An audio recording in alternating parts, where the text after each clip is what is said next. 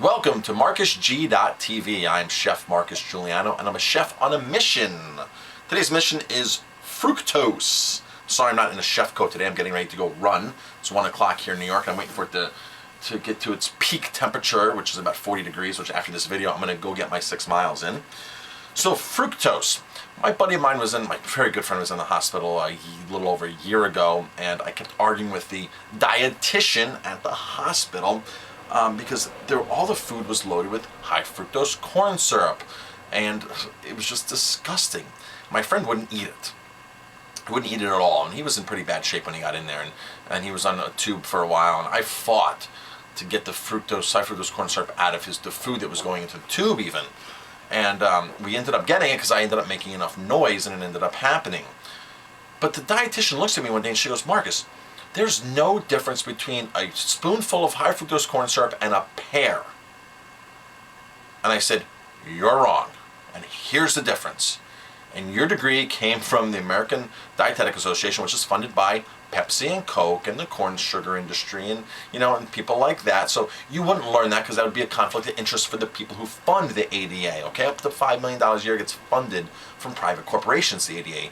And guess what? They teach what what they want to teach. So that's how that works. So she doesn't think that corn syrup and a pear, she thinks they metabolize the same. Well, here's why they don't metabolize the same.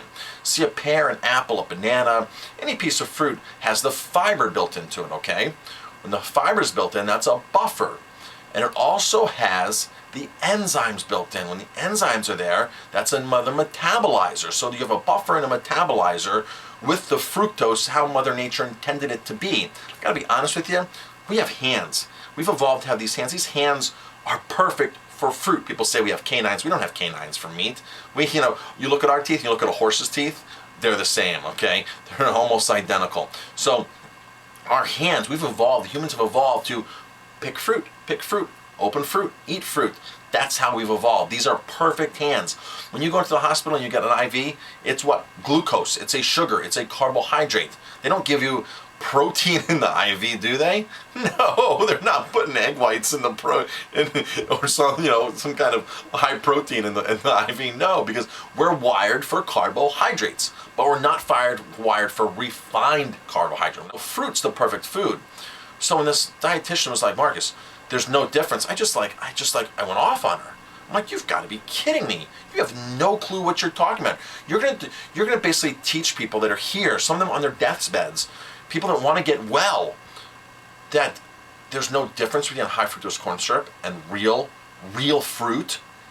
It's a scam. It's a total scam. So don't be afraid of the fruit. If you're afraid of the fruit, read the book 80-10-10, Dr. Douglas Graham. Do I have a copy of it here?